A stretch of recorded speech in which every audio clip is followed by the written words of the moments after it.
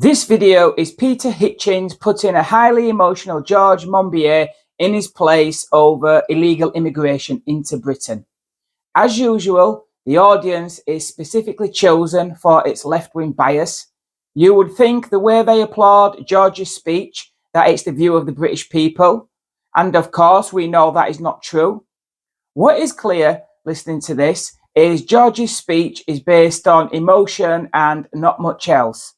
He rips into the Tories over the Rwanda plan, and I agree with that. It's performative nonsense to get votes. They have no interest in stopping any boats. They will do and say anything to stay in power, and they will go back on that once they achieve power. The problem is, the bottom line of what George is getting at is open borders. Anyone and everyone has a right to come here, and we have a moral responsibility to take in the world, is effectively what he's saying. We hear the same old tiresome trope all the time. The clue is in the word illegal. No, the clue is in the word asylum or safe route. So if they don't come by the boats, how do they come here? Well, we have to do something about it, James. And at the end of the day... So you open up safe routes? Yes. So safe routes, what, for illegal immigrants? No, safe routes to establish whether an application is credible or not. Because when we do that, it turns out about 70 to 80% of the people apply are genuine asylum seekers. Well, that's the idea. They aren't meant to come here, whether illegally or legally. You open up safe routes to the world and the numbers will be astronomical. These poor people George talks about are mostly young men in their prime. Among them were loads of Albanian criminals who have since been deported.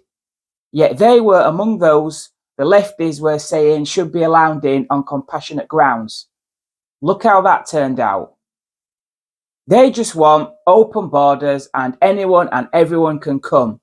The fact is, when you do that, you'll let lots of criminals and undesirables in, along with those who will become model citizens.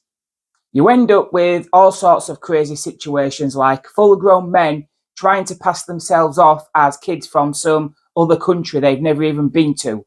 People will say and do whatever they think will get them in, including discarding or identifying documents. As Peter brilliantly points out, George is laying it on a bit thick and should be careful with his words, because once they are in France, they are no longer refugees fleeing death. Of course, George states that international law says they don't have to stay in the first country they come to. Well, that doesn't change the fact they are not fleeing danger in France, and our laws should have the right to say they can't stay. These people are picking and choosing as if from a buffet we should not be obligated to provide. Get him told, Peter. Take a watch. Point of the Rwanda policy is not to try to solve anything. It's to performatively beat up some of the most vulnerable and traumatized people on earth in order to distract attention from the government's own failures. And Johnny says, this is giving the working people of this country something. The only thing this is giving the working people of this country is to show them that somebody else is worse off than they are, because that somebody is being performatively beaten up by the government. That's the point of the policy. And we have this ridiculous new bill, which is the first one I've ever seen, which tries to legislate the nature of reality. It says, we will legislate that Rwanda is a safe country. Regardless of whether Rwanda is or is not a safe country, we will put it in the law that it is a safe country. You might as well have a bill which legislates that the moon is made of green cheese. We have reached the point now, after 13 years of these fiascos, of total absurdity. They're not even intending to put this into implementation. They don't intend to make this a viable policy.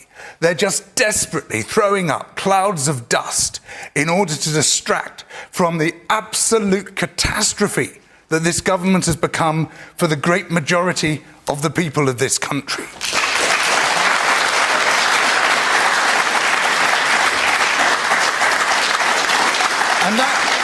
And that would be a point of mere amusement for comfortable people like ourselves sitting behind this table. But it has real consequences for real people. And among those people are people who have already suffered appalling things, unspeakable things, and just desperately want refuge, a safe haven. And what do they get instead? They get a government of sadists deliberately beating them up in order to show how tough they are. Where are they coming from, these people in the boat?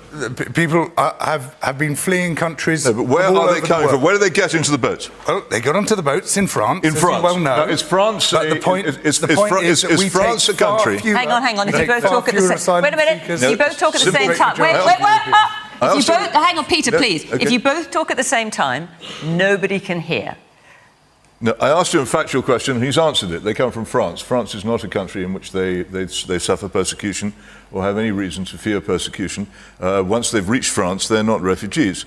And it really is time that you stop over-emotionalising this and making out that it's some sort of act of cruelty for one highly civilized country to refuse to take people who wish to enter from